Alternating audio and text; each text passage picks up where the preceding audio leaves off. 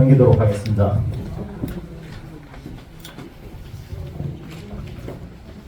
예, 오늘 우리 후보자님 수고 많습니다. 네. 그리고 제일 많이 아마 제일 부전하시고 제일 끝까지 많은 그 선거 운동을 통해서 우리 시민들하고 같이 이렇게 호흡을 했는 걸 알고 있습니다.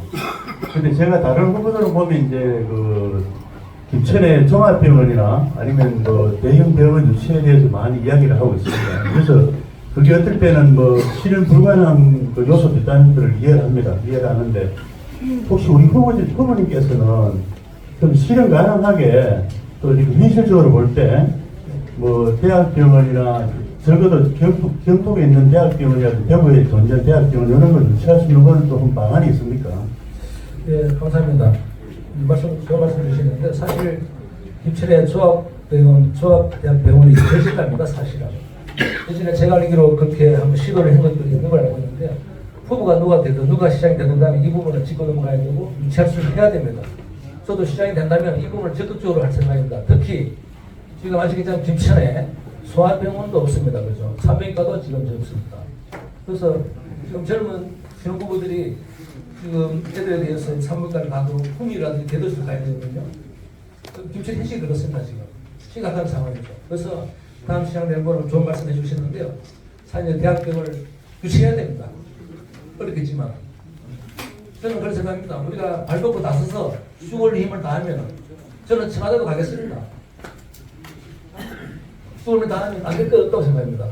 지금까지 동력이 약해서 그렇다고 생각하고 저는 그 동력을 이렇게 내겠습니다. 그래서 조합을 유치할 수 있도록 같이 노력했으면 좋겠습니다. 네, 감사합니다. 네, 경북 IT 뉴스의 박명숙 기자입니다. 네, 앞에 현수막에 보면은 김천 바로 정상화라고 쓰여 있습니다. 그러면은 지금 김천에서 비정상이 있는지 묻고 싶고요. 그리고 김천 부시장님 역임하실 때 그때는 정상이었는지 궁금합니다. 감사합니다. 예, 제가 타이틀을 그렇게 걸었습니다. 김천 바로 정상화라고 했습니다. 사실 아시겠지만 우리 김천이 어떤 곳입니까, 사실은. 예전 이남에서 가장 잘 나가는 그런 곳이고 정말 희망치 않은 그런 지역이었습니다. 그런데 아시겠지만 최근에 그런 불행한 일도 해서 공무원들 사기는 땅에 떨어져 있고 또 사실은 저도 공무원을 해봤기 때문에 그런 사건에 의해서 공무원들이 상당히 유지가 힘듭니다. 또한 시민들은 마찬가지 아니겠습니까? 이번 사건을 통해서 굉장히 많이 상처를 안고 자존심도 상하고 그랬을 겁니다. 그래서 총체적으로 저는 김천이 위기다 그렇게 보고 있습니다. 총체적 위기이기 때문에 이걸 하루가 빨리 해결을 해야 되기 때문에 다음 시장은 누가 되든 간에 이 부분을 해결해야 한다 우선적으로. 그런데 사실은 4월 2일 날 선거가 끝나면은 정식적인 정상적인 선거가 아니기 때문에 4월 3일 날 바로 출근해야 됩니다. 보통 선거는 한 달 정도 인수위 기간이 있잖아요. 바로 출근해야 됩니다. 위기 상황을 빨리 극복해야 되는데 그러면 그거를 갖다가 누가 바로 정상할 수 있겠냐. 그 다음날 출근해서 해야 되는데 저는 중앙에도 근무했지만 김천 부시장을 지냈습니다. 김천 현실을 잘 알고 있고 공무원들을 다 알고 있습니다. 3년간 다 다녔기 때문에 시정을 다 알고 있고 시민들의 마음을 알고 있습니다. 그래서 제가 시장이 되려면 4월 3일 입장에서 바로 정상적으로 업무를 진행할 수 있다. 그래서 김주희 바로 정상화라는 표현을 했고요. 그런 이해해 주면 고맙겠습니다. 두 번째, 제가 김천시장 시장할 때는 뭐 정상, 비정상이었습니다. 이렇게 말씀하시는데 물론 항상 이 상황을 흘러가게 되어 있습니다. 그 당시에는 사실 코로나19 때문에 애를 많이 먹었습니다. 시민들도 그렇고 공무원들도.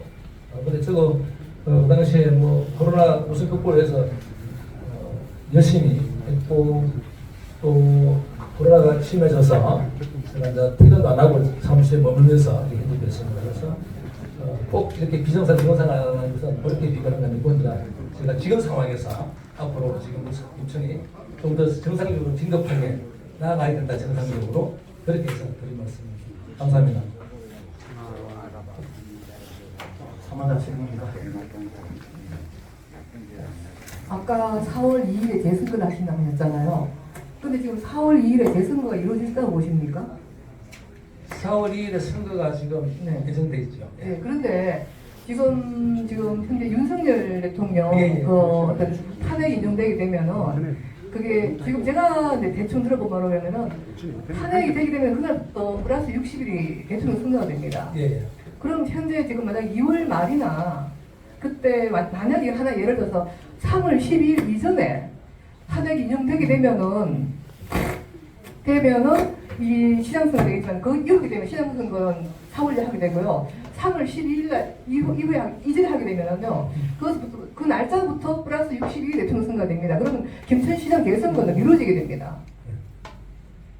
그리고 또 김천에 지금 큰 문제가 뭐냐 하면은 5월달에 경부 도민체전이 지금 돼 있거든요. 예.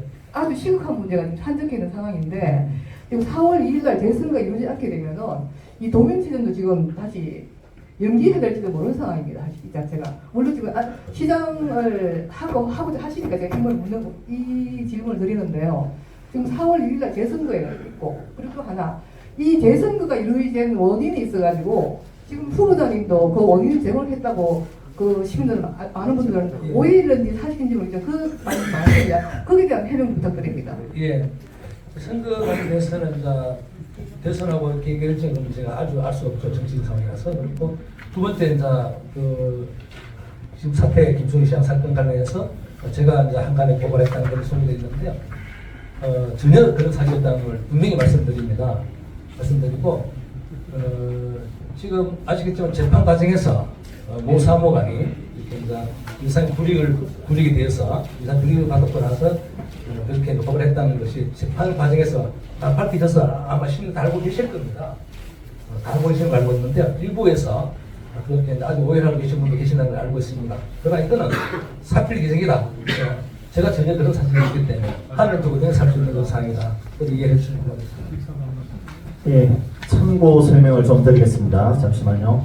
예, 저희들이 김천시장 재선거를 준비하고 있는 것은 중앙선거관리위원회, 김천시 선거관리위원회 규정에 의해서 거기에서 저희들은 일정이라든지 내용을 전달받고 준비하고 있고 지금 나라가 어려운 국회라든지 대통령이라든지 이런 부분에 대해서는 저희들이 선거해 나가는 과정하고는 전혀 관계가 없습니다. 그래서 저희들은 한 번도 국회 시국에 대해서 저희들 어떠한 얘기를 할 사실 겨를도 없고요. 한치 앞 선거운동하기도 바쁜데 그래서 현재까지 여기 선관위 지도위원들도 나와 계시지만은 항상 어떠한 그 변수가 있으면은 선관위에서 후보자들한테 바로바로 안내를 해줍니다. 근데 우리 기자분님께서 말씀하신 부분 아직까지 저희들이 한 번도 받은 적이 없고 혹시나 차후에라도 그런 부분이 나오면 저희들이 보도자료라든지 아니면 또 후보자가 개인 SNS를 통해서 어떤 입장이든지 표명을 하도록 하겠습니다. 감사합니다. 네, 대리 부천TV의 김혜선입니다. 네, 후보자님이 지금 뽑아오신 자료를 보니까 공약을 굉장히 여러 부분에서 꼼꼼하게 잘 세우신 것 같아요. 근데 문화예술적인 부분은 좀 빠져있는데 문화예술적인 부분이 빠져있는데 물론 이제 짧은 자녀 임기 동안에 좀 그런 부분이 표시가 나진 않지만 또 문화가 있는 도시가 오래 가지 않습니까? 그리고 또 혁신도시에 또 정착률을 높이려면 어떤 문화적 인프라를 또 구축하는 게 필요한데 그 문화예술적인 부분에 대한 후보자님의 어떤 견해를 좀 들어보고 싶습니다. 감사합니다. 정말 중요한 말씀을 해주시는데요. 저도 사실 여기에 대해서 관심이 많고요. 아까 말씀드렸지만 이제 국민소득 4만 불 넘어가면 이제 문화예술로 갑니다. 그래서 사실 김천도 여러 가지 예술인들이 굉장히 많습니다. 미술이라든지 하는 많고 한데 정말 아까 말씀드렸듯이 20만 유동인구 김천을 만들려면 문화예술 관련해서 만들어 나가야 됩니다. 나가고 인프라를 구축해야 됩니다. 그래서 전국에서 관광객들이 문화예술인들을 만나기 위해서 오게 되는데 제가 여기서 밝히지 않았는데 제가 시장이 된다면은 문화예술 쪽으로 간다고 얘기하고 있고 그 관련해서 모든 의견을 할 것입니다. 하는데 여기서 좀 말씀드리면은 문화예술인 촌을 제가 만들 계획입니다. 밝히지 않았는데요. 그래서 상당히 이제 국비를 따와야 되고 돈이 많이 들어가는 일이지만은 우리 김천의 먹거리가 될 수 있기 때문에 문화예술 쪽으로 지금 우리는 또 교통이 발달되기 때문에 전국에서 시민들이 찾아올 수 있고 심지어 외국 관광객들이 지금 서울에 넘쳐납니다. 그럼에도 불구하고 우리 문화예술 쪽이라든지 그런 축제라든지 그런 걸 없기 때문에 외국 관광객들은 김천에 잘 보이지가 않습니다. 제가 시장이 된다면 문화예술, 관광 쪽으로 해서 그런 인프라를 구축해서 우리 국내뿐만 아니라 세계에서 우리 김천을 살 수 있도록 제가 책임지고 할 생각입니다. 감사합니다. 네, 다음 질문 받아보도록 하겠습니다.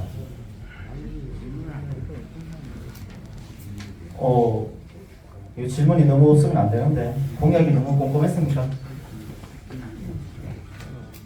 이료소의 김은수 기자입니다. 올해 후보자님을 인천시 도시장을 역임하는 등 행정 경험을 풍부합니다.